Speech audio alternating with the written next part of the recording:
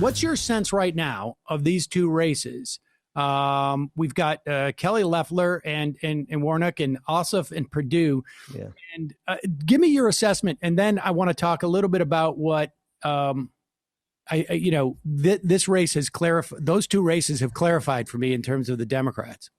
Yeah, no, I would love to hear what all that entails, because it sounds like there's a lot there. But in terms of the race in general, Loeffler is not particularly loved in Georgia at all. So that's why she had so many challengers from the Republican side of the ticket during the jungle primary. It's what it's called in Georgia. And she only barely got over like 22%. I forgot her exact percentage, but she's not loved. However, socialism and the big bad wolf is loved even less here in Georgia. That said, the strategy to win cannot be to try to win over moderate Republicans, because as much as they dislike Kelly Loeffler, they would vote for her over Raphael Warnock any day. So if the Democrats are using the same 1992 failed strategy of, well, it worked in 92, but it's not working in 2020, of trying to appeal to moderate Republicans, they're going to waste a lot of time and money and lose these races. But I think the races are actually winnable, Sam.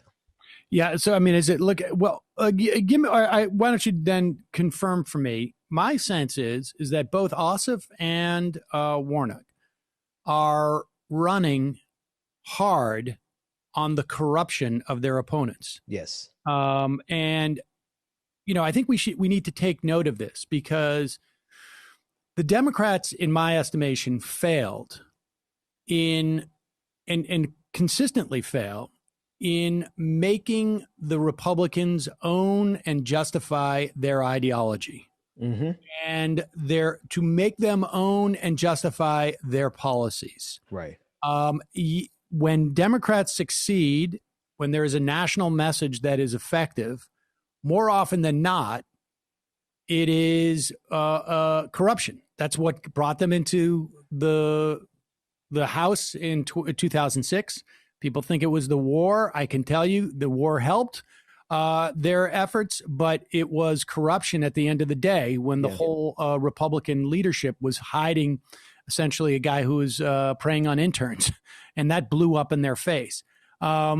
And in Georgia, they're both seem to be running hard on that. Give us what you're seeing in terms of like ads and whatnot. Oh yeah. Well, on the positive end, I haven't seen any positive ads that have been like, okay, wow, I really like what you stand for.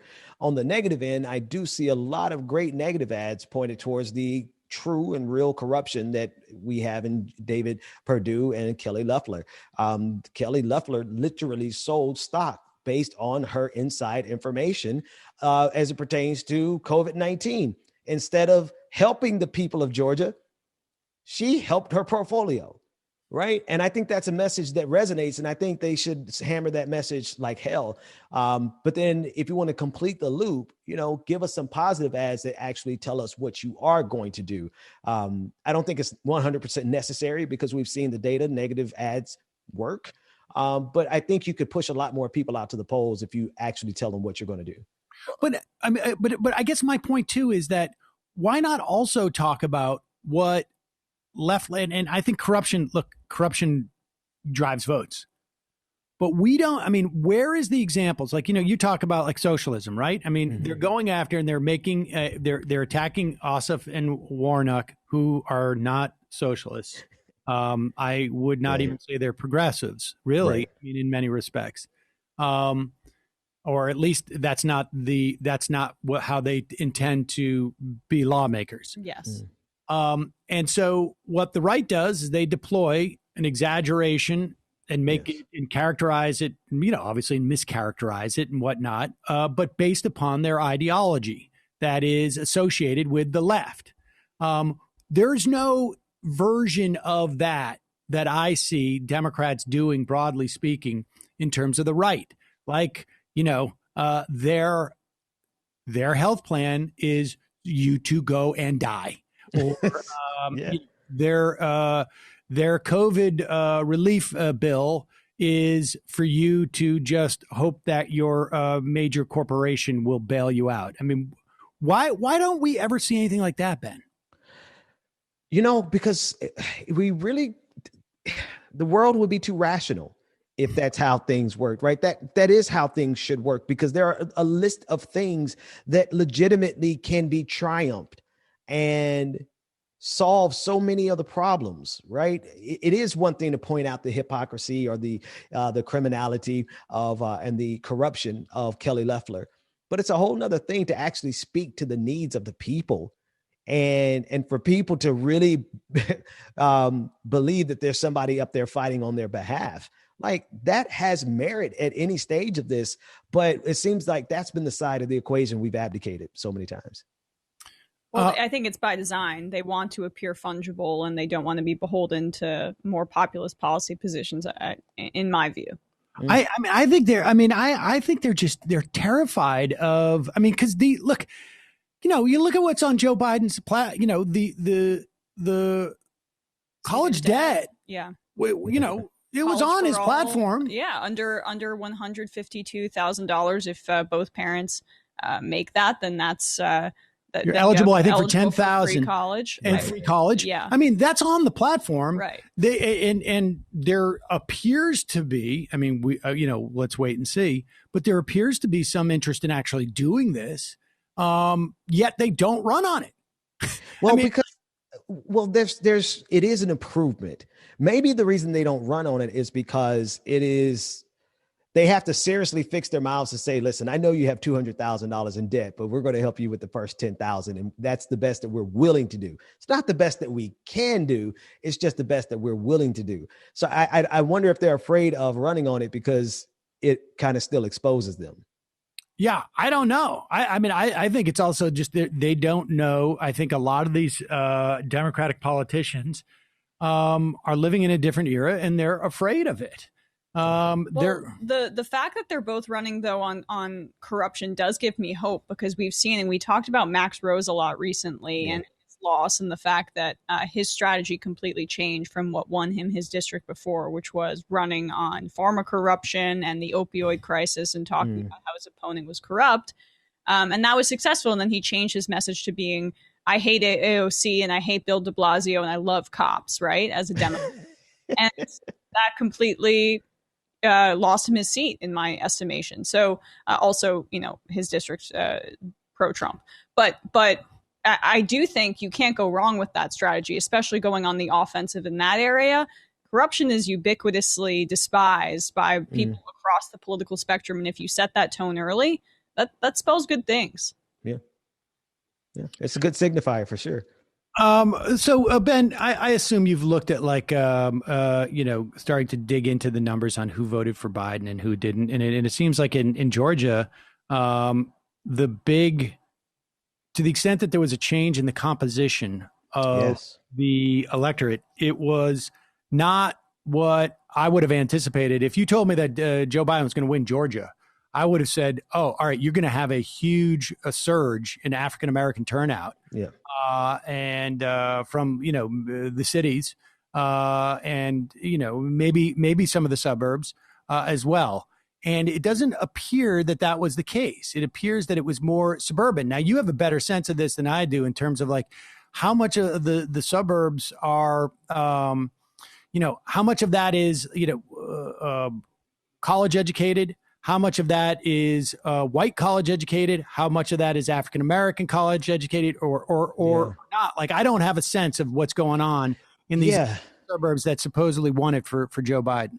Yeah, no. So, if you're talking about Georgia in general, it varies wildly based on which county you're in. But if you're talking about like the suburbs out Fulton County or South Fulton County as a city, those suburbs are all majority Black, college educated, just it's the suburbs, but it's predominantly Black. And so, is that what, from what you've been reading about that election, what does that say about the coalition that Biden put together? Well, ultimately it says the same thing that, the fact that so many young progressives across all racial identities, but especially young Black progressives, showed up like 93% in Georgia for Joe Biden. But I think it says less about Joe Biden than it does about the fact that everybody sees what was happening, saw what was happening, and felt like they had a personal responsibility. So I really just think it says that Black folks, particularly in Georgia, particularly in Fulton County, showed the hell up to make sure we got rid of Donald Trump. And how much do you attribute that to? I mean, so I've been debating some leftists online about this, about Stacey Abrams, the fact that she took Bloomberg money, people now cancel her forever. But my point is that, okay, I disagree with that, but that doesn't take away from the fact that her run and then the infrastructure that she put in place there seems to have paid dividends. And it's a great example why Amy McGrath should not have been the candidate in Kentucky, because even if John Booker lost, he would have created an infrastructure in Kentucky that could have paid it forward and change things in the future. So what's your assessment of her role and her organization's role in this? Well, I mean, to the Michael Bloomberg part, I actually will change my own mind on that, because I was, I really gave Stacey Abrams a hard time over that on social media, on Twitter, and a lot of folks agreed with me. But she was one of the lead individuals, as well as representative of an organization that did the work that everybody's enjoying the victory around right now. So, wherever whether you like that she took money from Michael Bloomberg, I don't personally like it, but right now it's immaterial, because that was a critical factor in solidifying the win. And it wasn't just Stacey, right? There were so many other organizations, New Georgia Project, which is a part of Stacey's outfit, Black Male Voter Project. You have, there's just so many organizations that have been doing the work on the ground. So it's not just Stacey, but it definitely includes her and some of that money she took from Bloomberg. Yeah, I for one am in favor of taking billionaires' money, as long as it doesn't come with any strings. Now, it's hard to imagine that it doesn't, but I mean, it depends on how many. Here's the big tell. Does she get a second tranche of that money? It's easy sometimes to convince people to give you the first chunk of the cash. In my experience, it's the second chunk that's a little bit harder. And Bloomberg was strategically doing those things, spreading the money all throughout the Democratic Party. Trying to buy the party. Yeah. Trying to buy the party before his run. And it worked out so well for him. I mean, I hope he enjoyed those American Samoa electorates. Give me. Let's pivot just a little bit to the leadership of the Democrats. Nancy Pelosi once again has been, it appears, will be nominated by the Democrats to become Speaker of the House. She will have to rely on all of the newly elected Democrats to vote for her. There's not going to be a huge margin of error. I think right now, it's looking like Democrats are going to have, somewhere around 225. I don't know if we have a final, but that's not a big, it doesn't give you, it gives you, maybe 5, 6, 7, 8, sometimes these seats aren't filled. So it could be 228. There's not going to be a huge padding on this majority that Nancy Pelosi will command, which I think enhances the power of the progressives in the caucus, but it also enhances the power. It enhances the power of any group that is willing to vote cohesively. And so give me your sense of what we're seeing. We've had the same Democratic leadership now for 16 years, I think it is. 7 years. Wow. I'm just thinking about how ridiculous it is for so much of our lives to have been shaped by one particular style of thinking in the Democratic Party. And if we had a different set of leaders in the Democratic Party, how many more meaningful fights we could have actually engaged in instead of 2010 engaging in this piecemeal of a legislation. I mean, I benefited from Obamacare, but just think if we had the right type of thinking over those last 16 years, I mean, we really could have been fighting for Medicare for all back then. So how much progress is lost because we have this particular batch of Democrats in power, and now for them to reelect Nancy Pelosi when she's proven that she's not up to the task. So thankfully, especially the task of effectively opposing the Republican Party, Donald Trump and Trumpism. Thankfully, Joe Biden won, so she'll have a chance to show us what she can do while there's a Democrat as the president of the United States. But it's time to do. It's time to actually do for the people. I know. Well, at least she has so much electoral success to back it up. She may not have the that's sarcasm. No, I know. She may not have the wins when it comes to legislation, but yeah. Right.